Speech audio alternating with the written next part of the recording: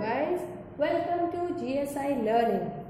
आज हम गुडविल जो आपका चैप्टर चल रहा है क्लास 12 का, उसमें सुपर प्रॉफिट मेथड से गुडविल कैसे कैलकुलेट करते हैं वो डिस्कस करेंगे।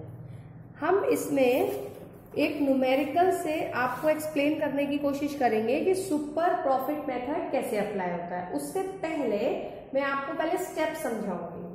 पहले आप देखिए, सपोज करिए कोई बिजनेस है, बिजनेस का नाम है A&B फर्म, ठीक। इस फर्म ने जो एक्चुअली प्रॉफिट अर्न करा वो ज्यादा होगा, यानी एक्चुअल एवरेज प्रॉफिट ज्यादा होगा।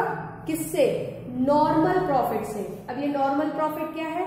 नॉर्मल प्रॉफिट का मतलब है A&B जो हमारी फर्म है वो जिस भी टाइप का बिजनेस करती है, से यूटेंसिल का करती है, तो जो अदर यूटेंसिल बिजनेस है उनको जो प्रॉफिट होता है एक एवरेज या ओवरऑल सर्वे में, वो उसके कंपैरिजन A&B को ज्यादा हो रहा होगा। तो एक्चुअल एवरेज प्रॉफिट तो हो गया जो हमने एक्चुअली अर्न करा। नॉर्मल प्रॉफिट हम सर्वे से निकालेंगे, उसके लिए हमारे पास कैपिटल होगी, इतनी कैपिटल है तो इतने % होगा, ये आपको क्वेश्चन में गिवन होगा, आप वो निकाल लेंगे। फिर एक्चुअल में से आप नॉर्मल प्रॉफिट माइनस करेंगे, तब आपको सुपर प्रॉफिट मिलेगा। जब सुपर प्रॉफिट आ जाएगा तब हम गुडविल निकालेंगे, super profit into year of purchase.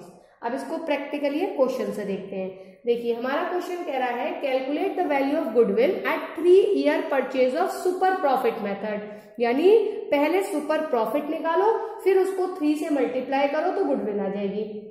आपको प्रॉफिट लास्ट 5 ईयर्स का, यानी जो हमने एक्चुअली अर्न करा, ये एक्चुअल हो गया। 31,315 को 1,50,000 है, 16 में 1,80,000 है, 17 में 1 लाख है, लेकिन इसमें एबनॉर्मल लॉस 1 लाख का इंक्लूडेड है, यानी हमने इसमें से 1 लाख एबनॉर्मल लॉस हुआ था वो हमने माइनस कर रखा है।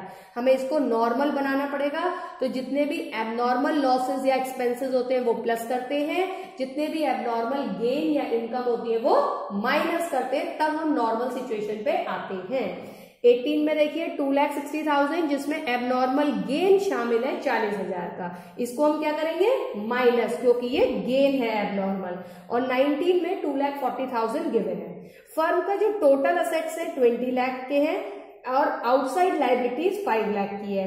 As on that date normal rate similar business का 10% है। तो फर्स्ट स्टेप क्या होगी हमारी? Actual average profit. पहले हम प्रॉफिट को ठीक करें, तो देखिए 15 में तो आपको 150 करेक्ट गिवन है, 16 का 180 गिवन है, 17 में जैसे हमने बोला था एबनॉर्मल लॉस है तो हम इसको प्लस कर देंगे, तो नॉर्मल प्रॉफिट 2 लाख हो गया। 18 में एबनॉर्मल गेन था इसलिए उसको माइनस करेंगे तो 220 आ गया, 260 माइनस 40,000, और 19 में 2,40,000 आपको नॉर्मल गिवन है, हमने इनको एड अप कर दिया तो टोटल आपका एडजस्टेड क्यों? क्योंकि हमने ये एडजस्टमेंट्स करे हैं एबनॉर्मल गेन और लॉसेस के। आपका टोटल प्रॉफिट 9,90,000 आ गया। इसका हम एवरेज करेंगे, हमारे पास ईयर्स कितने हैं? 5, तो हम इसको 5 से डिवाइड कर देंगे, तो हमारा एक्चुअल एवरेज प्रॉफिट 1,98,000 कैलकुलेट हो गया। अब हम आते हैं, हमें नॉर्मल प्रॉफिट निकालना है, तो मैंने कहा कैपिटल गिवन होगी, तो कैपिटल एम्प्लॉयड, यहाँ पे total asset minus outside liability, तो 20 लाख हमें कैपिटल असेट्स गिवन थी, आउटसाइड लाइबिलिटी 5 लाख, हमने माइनस किया, हमारे पास 15 लाख। 15 लाख का 10% क्योंकि वो नॉर्मल रेट है, तो आपका नॉर्मल प्रॉफिट आ गया 15 लाख का 10%, क्योंकि फॉर्मूला ही है capital employed into normal rate upon 100, तो ये 1,50,000। सुपर प्रॉफिट का मतलब हम कितना ज्यादा अर्न कर रहे हैं, तो एक्चुअल एवरेज प्रॉफिट हमारा 1,98,000 आया था, इधर हमने नॉर्मल प्रॉफिट देखा 150, तो 1,50,000 को हमने 1,98,000 में से माइनस कर दिया, हमें सुपर प्रॉफिट यानी ज्यादा जो हमें हो रहा है वो 48,000 का हो रहा है। तो गुडविल का फॉर्मूला भी बताया था, super profit into years of purchase. Question के स्टार्टिंग में 3 ईयर्स ऑफ परचेज था, तो 48,000 को हमने 3 से मल्टीप्लाई किया and we get the answer 1,44,000 is the goodwill. This is the way how we solve the goodwill by super profit method. Thank you.